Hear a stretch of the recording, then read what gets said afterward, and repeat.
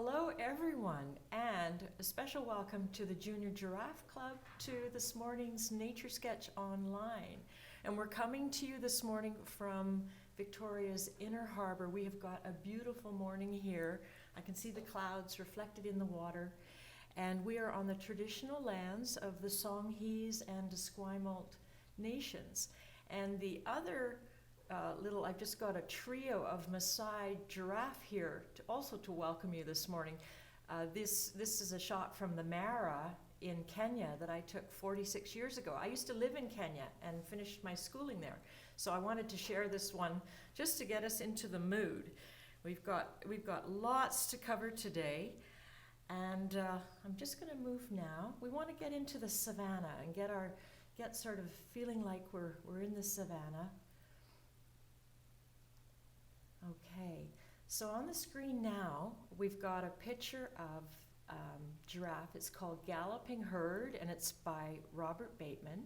And I particularly like this one because I feel like you can almost hear the hooves on the ground, and you can almost feel the dust, and it really creates that atmosphere of being in Africa. And I just chose this quote because to me this really also epitomizes what giraffe look like when they're running. A giraffe swaying across the horizon at sunset is as serene and graceful as it was at noontime when it moved across the heat haze mirage as if it were walking on water. And I just thought that was kind of a cool way to get us into the mood this morning. And I suppose for you, a lot of you probably already know, we're going to have a sprinkling of fun facts as we go along here too. But a group of giraffe are called a tower. And when they're on the move like this, they're called a journey. Who knew? It's a journey of giraffe. All right, so for today's class, of course, it is the giraffe. And with the most intriguing scientific name from the Greek, I should have Anne and Mary pronounce this, Camelopardalis. And that's because you may already know, people thought it looked like a giraffe looks like the shape of a camel, and then it's got all those spots. They're like a leopard. And then the other cool fact, if you've seen The Woman Who Loves Giraffes about Anne Dagg, of course, when she got her mighty car in Africa, she nicknamed it Camelo, which is from that scientific name. And it was the car she drove all the way up, all those hundreds of miles. So today, in this class, we're going to be covering some drawing basics. The all-important trio of lines and shapes and values. And then we're going to take what we learn in the class and we're going to capture the shape of our giraffe subject. And then we're going to bring that shape to life by adding shading and texture. And we'll also throw in a sprinkling of fun facts along the way. And I bet you guys know lots of them already, but I'll share some of the ones that I know too. So now we're just going to, the next slide, we're going to move on to our very special subject and the very special artist that made it. So on the left, you can see the young giraffe painted by Robert Bateman in 1991. And there are just all sorts of stories about this giraffe. The first time I saw The Woman Who Loves Giraffes, I immediately noticed that there was this print of this young giraffe behind Anne Dagg in the film. I thought, oh my gosh, because I'm working at the Bateman Foundation, and then I saw Bateman's picture, and I didn't know the relationship between and friendship between Anne Dagg and Robert Bateman. So they've known each other for years, and we had the great pleasure this year to have Anne and Mary Dagg here in Victoria with us for the screening of The Woman Who Loves Giraffes. So there's just all sorts of stories behind the stories here. And of course, a mutual love of wildlife and animals that Anne and Robert Bateman share. Now on your right, those are self-portraits of Robert Bateman. And you can kind of think of them a bit like today's selfies that we take with our phones. Because if you look at them, on the left, that's when he was a 21-year-old man, and on the right, when he was 83. And you can tell quite a bit from the paintings. In his earlier picture, he at that point was experimenting with all kinds of art styles like Impressionism and Post-Expressionism. And on the right, you can see his style has shifted more to the signature style that we know, which is a more realistic style. And also the young giraffe reflects what we call Robert Bateman's signature style. And just a little bit about Robert. He was born in 1930, so for all you little math whizzes out there, you can do a quick calculation. All right, you got it already. He's 92 years old, and he lives on Salt Spring Island in our beautiful Gulf Islands here. He still draws every day. He goes for walks and he sketches. And he's been drawing since he was about 7 years old. So very, very early on, he had a love of nature and art. And I'm just going to show you some of the work he did when he was a young man, so you can see just how talented he was when he was a young man. So there, on the right, we have a picture that he did when he was 12 years old. It was a gift for his mom. And the interesting thing about this picture of an elk, this painting of an elk, is that it also shows how Robert Bateman composes pictures. And this is something you might be doing when you're drawing your pictures. So that elk that he painted was actually from a National Geographic magazine. And the backdrop is actually a golf course somewhere in Ontario. He was born in Toronto, I forgot to mention that, and then he moved to the West Coast. And then the birch tree in the front there, that's from his own backyard. So he composed that picture. And when you're doing your drawings, like say we do our giraffe today, if you want to add something in the background afterwards, you can do that. And then you look on the left, when he was 14, those are pictures of birds he did from his backyard when he was 14 years old. And you can just see how talented he was and his careful attention to detail, even at that very young age. All right, let's get into the savannah. I'm gonna show you some more pictures by Robert Bateman, but also ones that are relevant to our class today and the drawing. So here we're journeying into the savannah, and there's a selection of pictures here, paintings by Robert Bateman that show his signature style. Look at the cheetah family at play, and then we've got the Cape Buffalo, a resting place with the egrets in front. And the reason I chose this group is just to show you, there's the sketch at the bottom too shows sort of a much looser style. Oops, somebody has started their screen sharing. There, if you can bring me back, Duncan. There we go.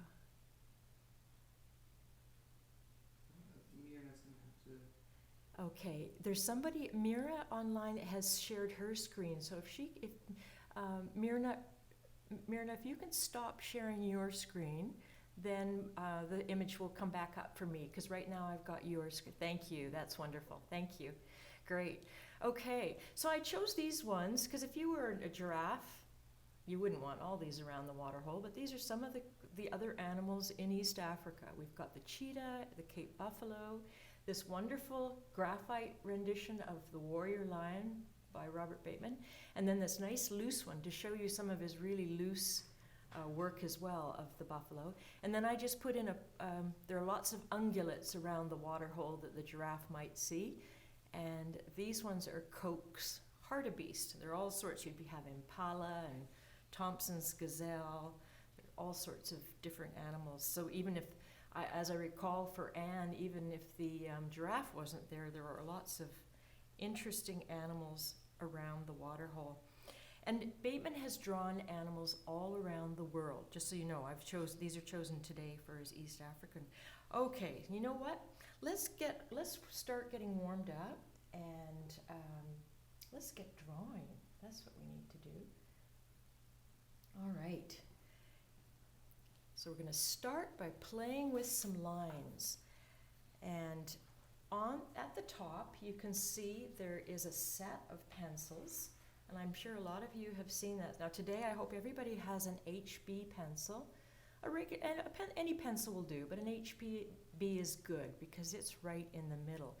And a good way of remembering your pencils is the H stands for hard, and the B stands for black. So when you get a set of pencils, they can go from 8B to, there's a huge range, right to like 10H. So what happens is they're made out of graphite, and the more clay they add, the harder the pencil. So the B's are really soft. So what I want you to do, just to start, this is our warm-up before we get into our main drawing, I want you to really play with your pencil on a piece of paper and try and make as many different kinds of lines as you can. You can see there's a little picture on the left there. So can I have my overhead, Duncan? And I have to tell you, I have a wonderful assistant here with me this morning too, Duncan, who's behind the screen making things work. There we go. Okay, so now I can show you my little giraffe mascot that I brought today. Okay, so there's my paper. You can see, wonderful. So let's just loosen this. It's really good to warm up before you draw. So we're going to just loosen up, and one thing that's important to remember is that you can get all sorts of different types of line depending on the angle of your pencil and the pressure that you use. So I did up and down, and I get these nice thin lines. Put it on its side, and I get these nice thick lines.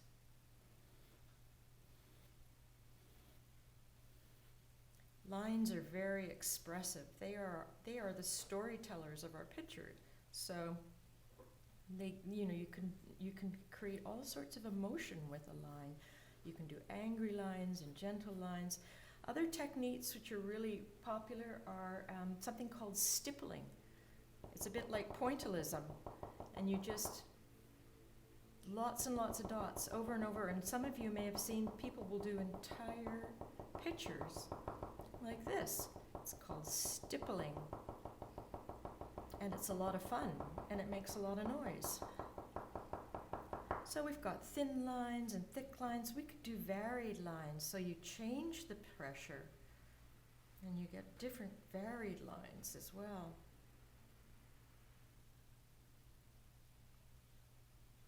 And then another cool one for people who've already done drawing, you may have heard of this, is called hatching. Hatching is when you do the lines side by side like that. And the closer you go, the darker it is. So you can actually do entire pictures using hatching.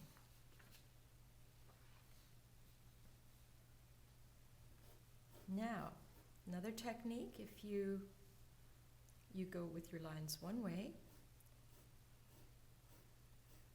and then you go this way, this is called cross-hatching. And again, you can do entire pictures with cross-hatching. So what I love, as I say, I call it the mighty pencil, because for one little HB pencil, it's incredibly versatile. We can do tons of things with it. And another one I'm sure you probably have all used and quite like is shading. And shading is when you layer graphite down evenly on paper. And I bet some of you have noticed that depending on the kind of paper you use, sometimes paper has something called tooth, and then the tooth grabs the graphite, and you get a different effect. I've got something underneath there, so I'm getting a line. It's like a rubbing. Okay, so I'm going to layer. This is just shading, and this is super important for our drawings today, to get nice, and just get used to moving it, your hand nice and evenly, nice and loose. Now, another fun thing I want to show you, you can see on the right there, we don't you draw with your pencil, but you can also draw with an eraser. So this has got a very fancy name. This is a smudge stick. Whoops, let me lower it so you can see it. There we go. It's made out of paper. It's also called a torchon, but it's really just a smudge stick. And you can buy them at art stores. You can also use your finger, or you can use a piece of tissue. You don't have to have a fancy. So when you blend, I'm going to blend on my graphite now. And it comes up that lovely smooth. So you can imagine this could be like a smooth stone. So you're moving your graphite around, evening it out. And you can spread it too. You can spread the graphite. This is a really fun tool. And again, you don't have to have a smudge stick. You can just use a tissue. All right. And then the other little tool I have I want to introduce, it's a white vinyl eraser. And yay, I can see other people with white vinyl erasers. And the cool thing about these ones, you can have your parent cut them for you. You can cut them and you can get a really sharp edge. And that allows you to pull graphite off the paper like that. And then you can draw with your eraser. This reminds me of those white veined stones that you find at the beach, if you wanted to have veins. Now, the other cool one I brought today, this is called a kneaded eraser. I don't know if you guys have seen this kind before. It's kind of fun. You can stretch it. It's not a great eraser, which is kind of funny, but what it is good at is letting you lift the graphite. So you lift it. So if you want to create areas of light, you can lift the graphite off. This one's called a kneaded eraser. So you can see at the bottom there, I did a little picture of back to the screen for a sec, Duncan, thank you. The PowerPoint? Yeah, the PowerPoint, yeah. Yeah, thanks. So down on the bottom there, you can see the chocolate lily that I did, and I did that just by drawing with my eraser and lifting where there's light spots. Okay, so it's important to get comfortable with your tools and get to know your tools. And then we're going to dive right now into the next really important thing. So I talked about the all-important trio of lines and shapes and values. So now we're going to do a quick review of our shapes. Okay, so these ones, everybody knows these ones. Circle, square, triangle, rectangle. And look what really cool happens when you add shading. You go from being a shape to being a form. So by adding shading, we can turn our circle into a sphere, square into a cube, triangle, you add shading, you get cones or a pyramid, and the rectangle, you can see you can get a cylinder or a box shape. And that's pretty important when you think of our giraffe's neck. Think of a giraffe's neck. It's like a rectangle, but actually we're going to have to turn it into a cylinder because it's rounded. Okay. And the other thing, really important thing, because I don't know, probably everybody, there's some things that you find harder to draw than other things. What happens if you can break your subject down into the basic shapes, you can draw just about anything. I find hands and feet pretty hard, but if you can break them into shapes, then you can see your subject more easily than trying to just draw the whole thing without breaking it into shapes. So let's look at today's subject and let's see if we can see all the shapes. Okay, there's our lovely young giraffe again. And have a look at the right, and you can see, if we were just to draw that giraffe, that could be pretty tricky. But we can break it down into all our basic shapes. So look, the ears, they're clear triangles with ovals inside them.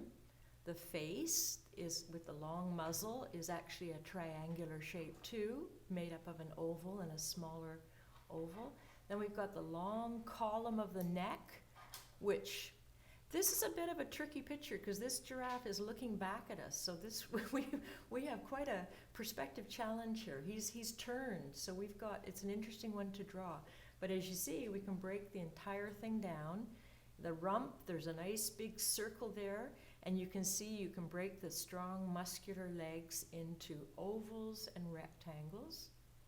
And by seeing that, then, and getting things in the right sort of place, we can draw the picture on the left.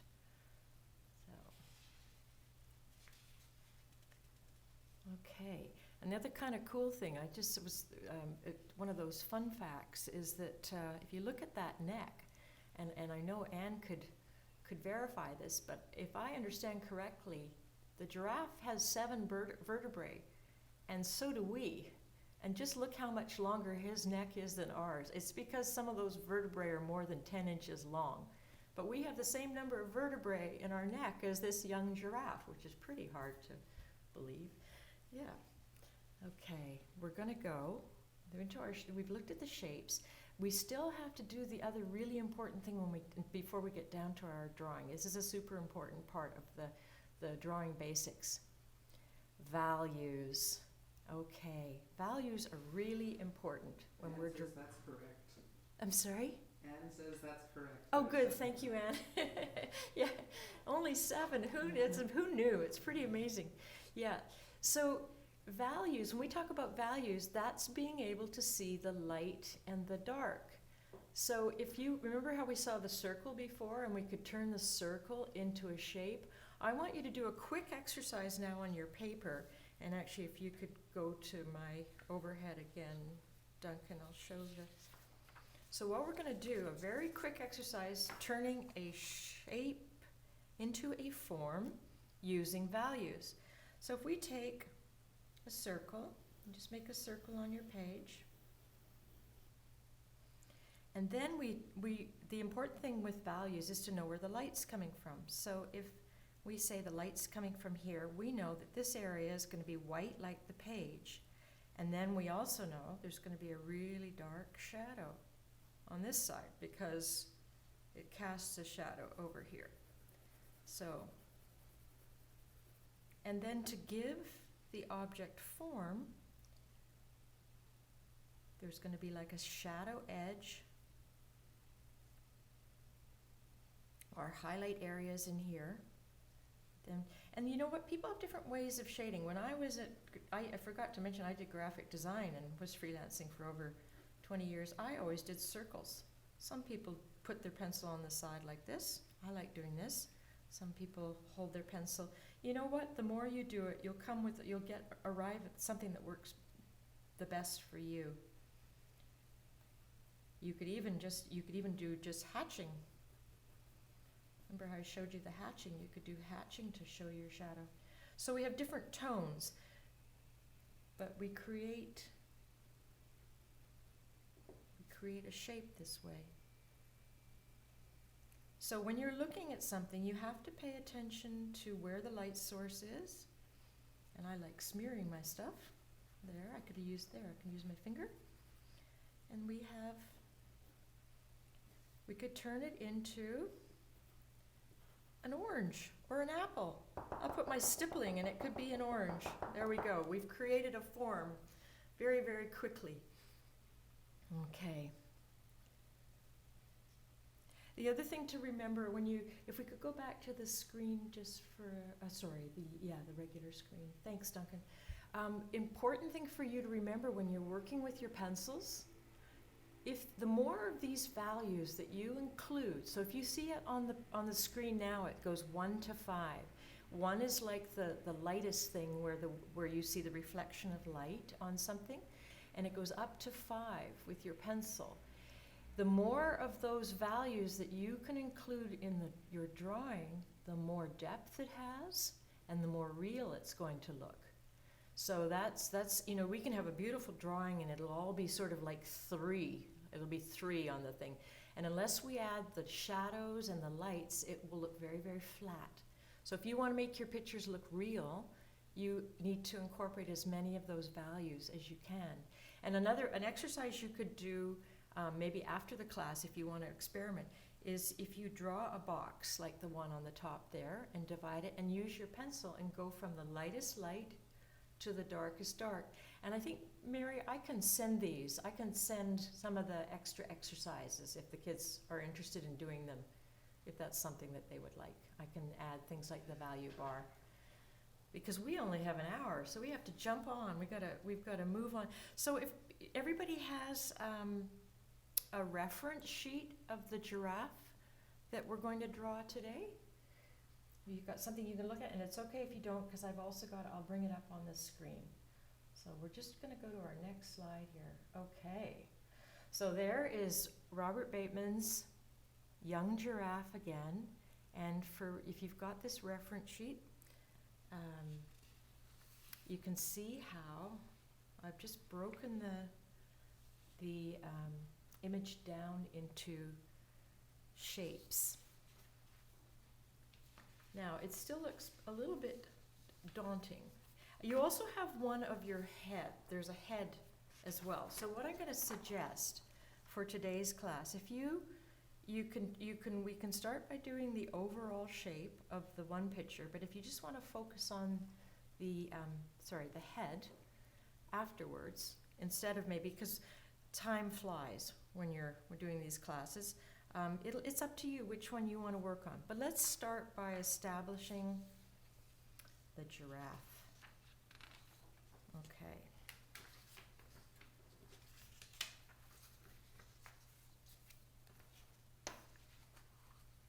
And I have a whole sheet of amazing giraffe facts here. They're just such interesting animals. And I guess for being in the club, you probably already know some of the cool information. But those interesting little horns, which are not horns, the ossicones, the bony projections that are covered in fur, are really quite cool. And again, if I understand correctly, when the giraffes hit each other, it just adds force to, because they use their head and neck a bit like a club. And so I guess and again, Anne can correct me, that the ossicones are things that add to the weight of that when they're hitting each other. Okay, so when we take on a picture like this, a really good, if you look at a building that's being built, it has something called scaffolding. Scaffolding are all the things around the building to help support it. And that's a really good way to start a drawing that has lots of shapes in it. So what I would suggest, if you look at your reference picture, and you can go to the middle, if you have on your piece of paper, I'm gonna start by the scaffolding I'm gonna have is gonna be a rectangle to enclose the shape of the giraffe. And I'm gonna put that up on the screen for you too, because this will probably really help. There we go. So we have a line. I'm gonna do my line. Oh, thanks, Duncan, you've got both. Well done, you. Okay, the line across the top. And another important thing when you're doing something like scaffolding, do it very lightly, because these are lines that you're going to erase afterwards. So don't put a lot of pressure. It's just a very light line, and we're going to create a rectangle. And it doesn't have to be a perfect rectangle, just a nice loose rectangle to enclose our image. Now, when I look at that picture, and this is a way to help you, if you look at the width, like the widest part of the giraffe, it's about halfway through. So once I've drawn my rectangle, I'm also going to draw a very light line, my scaffolding, through the middle. Maybe some of you have drawn with grids before. This is kind of like setting up our own little grid. And I'm going to draw a line down the center, very, very lightly. It's just a guideline. And just a rule of thumb with pencil drawing, start light, because then you can erase and go back and put it in darker afterwards. Now, the other thing with this image, you can see that the head, between at the top of the rectangle and the middle of the rectangle, the head is about, it's just a little bit under a third. So I'm going to just put this line here. This is where the head is. And rather than go right down to the grass, because we are looking at over well, I guess, I don't know, not for a young one, not over 6 feet, but this is a pretty tall animal. We might as well just go to the legs here, because this is a lot of shapes that we've got to put in. We don't have to go all the way down. Okay, so now we've got our midline. We've got the 2 midlines. Can I see a thumbs up if everybody's okay? I can see pictures. Yeah, thanks. Good to see. Yeah, okay. Now, if you look, the important thing when you're drawing is to get your drawing arm and brain connected, and that's by looking. And we're not going to get it, you won't get it perfectly right the first time, but you go back and forth between looking at the shape and putting the shape on the paper. And if it's not quite right, don't worry. What I do say is do it lightly, because you can go over the light lines until you feel like, yeah, I've got it. Okay, so I'm going to start with the head here, and you've also got your head reference to help you. So you can look at that too. There's a lot going on in the head there. So if we look at the midline, there's a nice oval shape, just a nice sort of egg shape. And I'm doing it very lightly because I want to try and get it so it looks right. Yeah, that's not bad. Okay, and then I can see that there's the triangle shape of the ear. It goes up like that. I think my oval's a little bit big, see, and that's where I can just easily adjust it just by going down, because we can erase lines too, so we just do it until we think, yeah, that's the right proportion. I'm just going to put in light pencil lines for the ossicones. And what a wonderful long muzzle the giraffe has. It's a long muzzle, very cool. So you can see the shape on the end is it's another oval. Okay. And just play with that a bit until you're comfortable. You think that it looks pretty good. I'm thinking, nah, that's a little bit, now I'm going to change that line there a bit. So you see, you don't have to worry about it being perfect. It's one of the reasons I love something called gesture sketching, because you use light lines and you just go over and over loosely until you think, yep, I've got it. Now I'm looking from my paper to the image, and that's where the observation is really important. We're looking at the details. Okay, how about that neck? Let's get that neck. And you can see the giraffe is looking back at us, so it's not like it's a straight side view, is it? It'd be different if it was just going sideways. It's actually got quite a curve, which is why I've drawn that line to show you that it's curved back.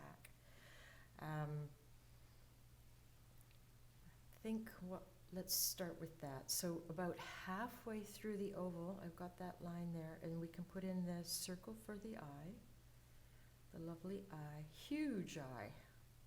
And apparently, good vision by day, and again, I've read somewhere that they hum at night, that giraffes hum to each other, which I thought was very cool. But they have good vision during the day. All right, so let's now draw the long rectangular column, paying attention to where it is in the second little box we've got there. So just underneath the muzzle, and it comes down just like that. And these are just the basic shapes. Remember, we're starting with our basic shapes. You start with your basic shapes, and then you go back and you refine. And then you can see we're doing a little bit of perspective. This is where this is a trickier drawing than some. So well done for, if you can take this, we've got his whole column of his body here, which is like a nice big cylinder. I'm going to put in the rump, the back, which is a big circle here. Just nice and loose. And then up to, I guess it would be the withers like a horse. You've got the highest point of the shoulder there. And you can see the really powerful leg muscles in the back, more ovals. And something to consider while you're placing your shapes is something called negative space. So if you look at the picture of the giraffe in black and white, you can see that between his legs there's quite a distinct triangle. That's the negative space, and that helps you place the legs. Now, you can see I've just cropped this a bit, so if you want to go all the way down, you can. You just add your legs down here. I was just stopping it at the grass. And then this incredibly powerful front leg. And while you're working on your shapes there, Bob had there was a nice quote about this particular drawing that I wanted to share with you, because it's always interesting to hear what an artist has to say about their artwork. So he said, you just keep working on your shapes and building it up. The young giraffe rises from a profusion of grasses, and its patterned, rust-colored spots follow the curve of the neck nearly to the top of the paper. I also wanted to suggest the dust-infused atmosphere of Africa, using blended dry colors of muted gray and saffron in the soft, multi-textured background of this print. The giraffe is a strangely delicate animal for its size, and I've also chosen delicate pastel colors to avoid contrast. My light man is working on me while I'm working away here. It's because the sun's moving. Oh, the sun is moving because the sun's coming up. We're so much earlier here. The sun is, still rising in Victoria. We gotta keep up with it. Keep up with the sun. Okay, how are the shapes going? Thank you. Love those thumbs up. And I don't know whether it's Brandy. Somebody has a very cute giraffe sitting in there.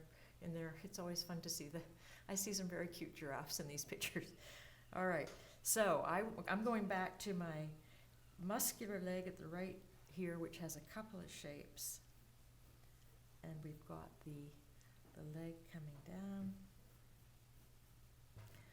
So now it's time to pull back a bit, and once you've got the basic shapes, it's time to pull back a bit and look and see, have I got this right?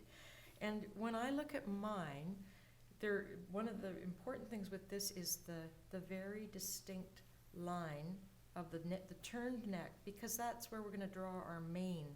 You can see the lovely mane of the giraffe on the side there. Okay, and I'm just going to start, once you have your shapes down, that's when you start refining. So when I look at the ear, I think, well, actually it's a triangular shape, but it's this lovely oval within the triangle that curves down and meets the head that way. And then we've got to give the ossicones some body. And the head goes right up. There, let's see.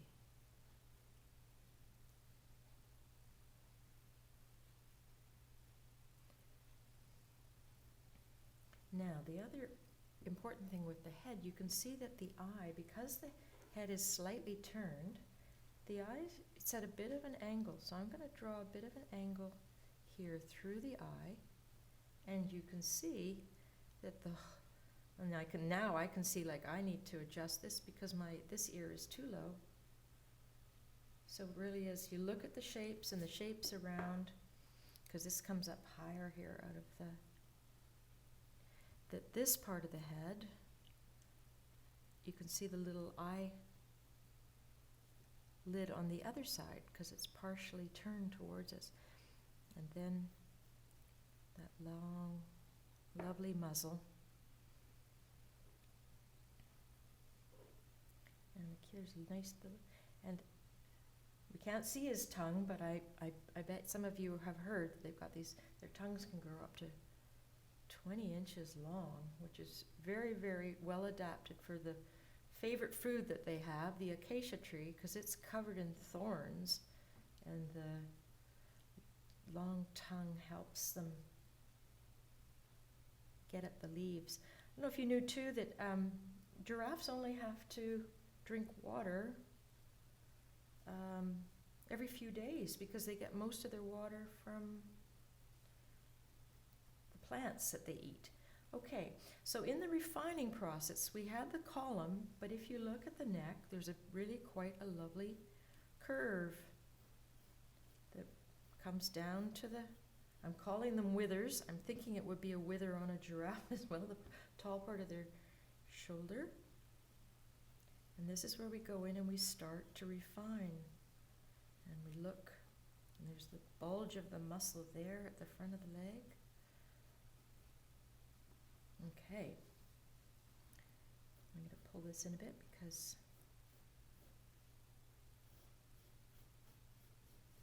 you've got the cool mane, you see, that comes right down from the ear and reaches the top of the back. And then that gives us a line to bring out. And this is where this, you know, for people, this is a tricky drawing. So just in that it's, you've got perspective going on here, which, and then the curve of the neck, and we could see where the stomach comes down, and then there's that negative space in here, which helps us determine, so you're looking outside the shape and you're looking inside the shape. So the negative space are the shapes. So I'm thinking, yeah, no, you've got a little lump there and you go up here more like that. And I think your nose there's a little bit longer. Yep. And this is like the haunch here, I guess. And forgive me, Anne, if I'm using, they're not using the right anatomical names for the giraffe, but there we go. Okay.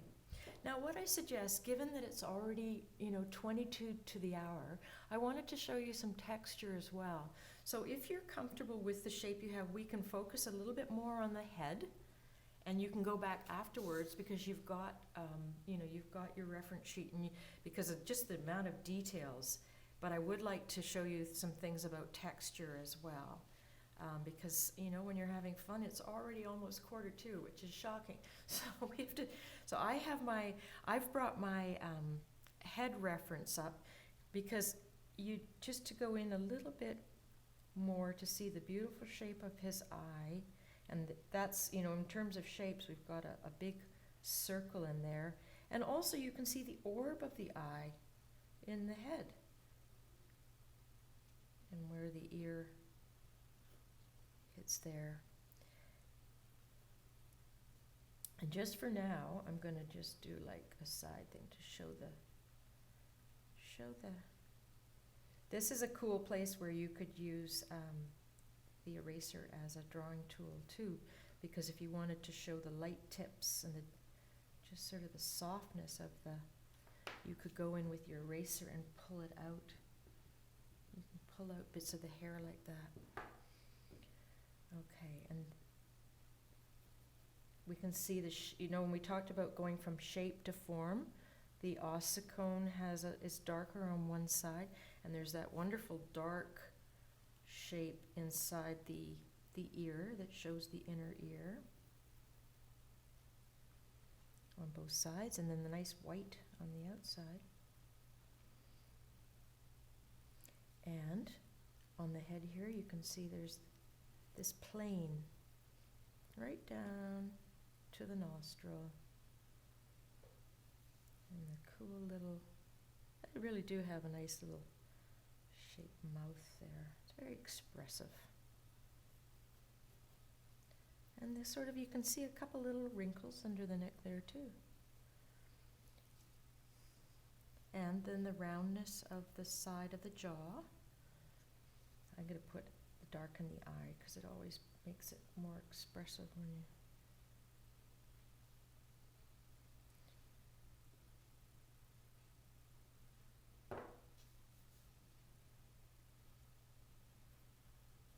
So that's where, you know, also, if you're really into drawing, looking at anatomy is a good way, because you can see the anatomy of the skull underneath with some of the lines here. And if you're really into drawing animals, it's important to understand their anatomy.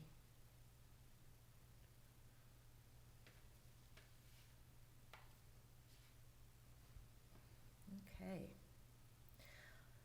All right, I'm just going to move. So again, you've got both those things that you can continue to work on.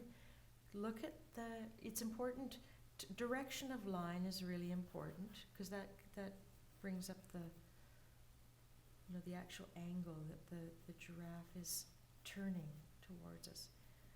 Now, if we want to get into the detail a little bit, I'm going to turn to the next slide, and you can continue to work on these if you like. I'm just going to keep showing you a bit more for you to take away with our drawing lesson today. Okay, there's our head with the details. And also go online too, and if you want to get even more details. So one of the very cool things about giraffes are their beautiful coats, and that's another little young Maasai giraffe that I took when I was living in Kenya all those years ago. And the very cool thing is it's like a fingerprint, that no two giraffes have the same patterning. And what I have here are two other, I think you probably know that there's the giraffe species, but 9 subspecies. And so you have the reticulated giraffe on the lower upper, and I believe the one on the top is a Rothschild. But the cool thing too is with modern technology and AI, they're able to take pictures now of patterns and run them, and you can keep track of which giraffes you're looking at more easily than they could a long time ago. All right, here's our texture image. So again, this is up to you. If you want to you can keep working on your giraffe, or you can take and just work on a little bit of texture. So texture is made up of lines and values, and this is another sketch by Robert Bateman. But when, it's quite the Maasai coat is quite a complex, beautiful pattern. It's really easy to distinguish from the other giraffes because it's a bit like an ivy leaf. It looks a bit like a leaf. So I'm just drawing a light square here, and I want to do a small detail which will help us work our pencil skills a bit more. So this is just a portion of the neck from his drawing. And there's that lovely mane again.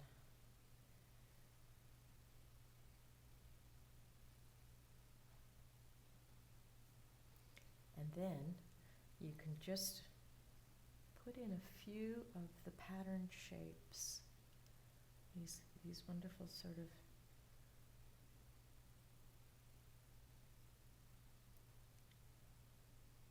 and you could do this with shading, but because it's actually a coat, like fur, even though it's not a thick fur, the direction of your lines is important. So that if you have lines, that makes it look more realistic, more like fur.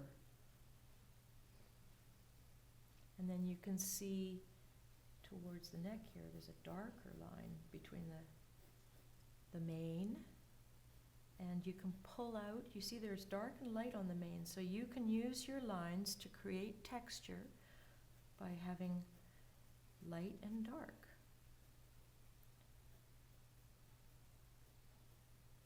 And by holding your pencil upright, it's also really important to have a nice sharp pencil always. I'm wondering, Duncan, too, if people have any questions as we hurtle towards the end of the class here, if this is a time to invite people to, if there are any questions that you have, you can put them in the chat.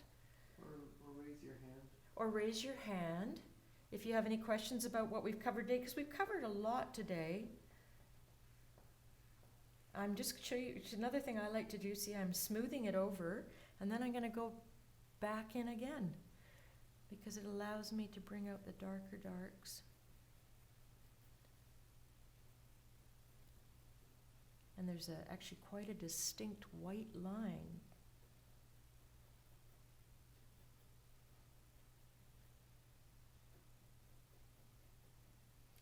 I feel this could have been a 2-hour class. I hope you just continue drawing and exploring, working with your pencils and yeah. Because I like, because I've been drawing since I was about 7 too, that it's like a musical instrument. It's like any of the muscles that we use, whether we're athletes or whether we're musicians. You need to practice them over and over, and the more you practice, you develop a muscle memory for different things, and it becomes more natural. So if you enjoy drawing, just draw all the time, even if it's just a little bit each day. One of the things I do, I go into the parks here around Victoria with with adults and younger students, and we observe nature, but we do it through drawing. So we go to different ecosystems, and we fill up our NatureSketch journal with everything that we see, and it's a good way to learn to observe nature around us and to build up your drawing skills at the same time.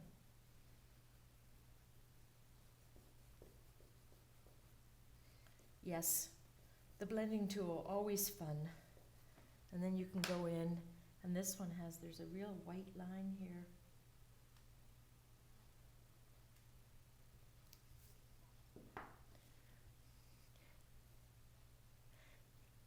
Yeah, Mary, were there any any questions, Mary, from you and Anne? It's so nice to see you this morning again.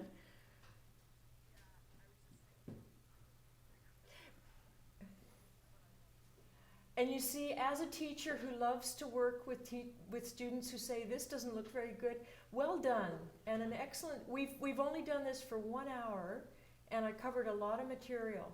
And I think what happens, it just comes with, like if you feel like something's not quite right, just go back to the original and say, okay, where, like, if it's a proportion issue or, so my joy is encouraging reluctant drawers.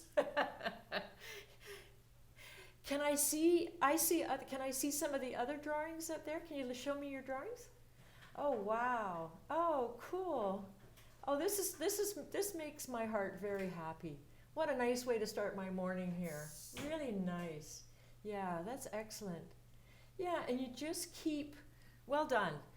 And again, if you had any questions about the process, it's a very nice one. I see a full giraffe. I don't know what your name is here. I can see some really good work. Yeah, captured it very well. And so you've got the work ahead of doing all the patterning on the rump now. It's Lucas and Mariana. I can see you there. Yeah, so now you need to, you've got all that work ahead. Yeah, so this is an opportunity. If you had any questions about the things we've learned today, I feel like I could go on and on and on. I'm always excited when I discover connections like we did between Anne and Robert Bateman, Anne Dagg and Robert Bateman, and just the years of stories between the two. It goes way back, and that we can have this beautiful subject today, to have a giraffe. They're such magnificent animals, aren't they? I'm going to go to my last little slide. I wanted to share this one with you. I love this picture because it's my Kwaheri slide, which in Swahili means goodbye. And I don't know if you guys know, the giraffe in Swahili is twiga. And so this is you're coming up to lunch at your point. I guess you're 11 o'clock or so, heading into lunch. So there is our giraffe having its favorite lunch food, the acacia tree, which is a really iconic tree. Yeah, it's such a beautiful shot, isn't it? To just show that magnificent long neck and the tail. And yeah, what an amazing creature. What an amazing creature, or an animal that the giraffe is. So yeah, and again, and for Mary, we can chat if there's other stuff you think for the kids moving, or for the students moving forward, stuff they might want to know more about in the drawing, or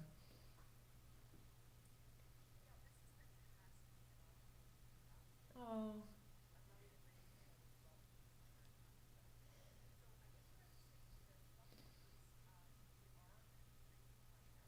Ooh.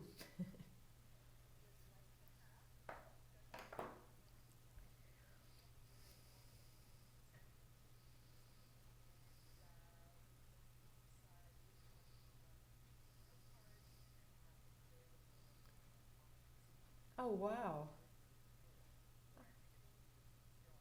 Oh, that's wonderful.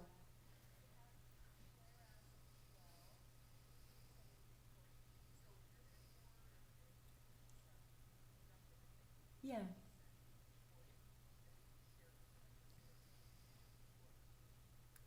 yeah, yeah, yeah. And again, I hope you enjoyed the class today, and don't, if you feel like it's, this is a particularly, I would say, challenging subject. But what you need to remember is regardless of the subject you're drawing, breaking it into the shapes, seeing the lines, and bringing it to life with values. And that takes time, and we've crammed a lot into an hour, but I hope you can take those, that really important trio, lines, shapes, and values. Take that away today, and you can apply it to everything you draw. Yeah, yeah, yeah. Oh, I think you, you,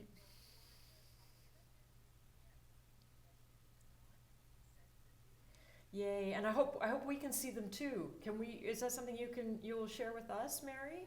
Yeah, yeah, yeah, yeah. Well, thanks everybody for joining us today in Victoria, and lovely to see you, Anne and Mary, again, and nice to meet all the Junior Giraffe Club members. Great to meet you. Yeah, okay. Yeah. Happy drawing.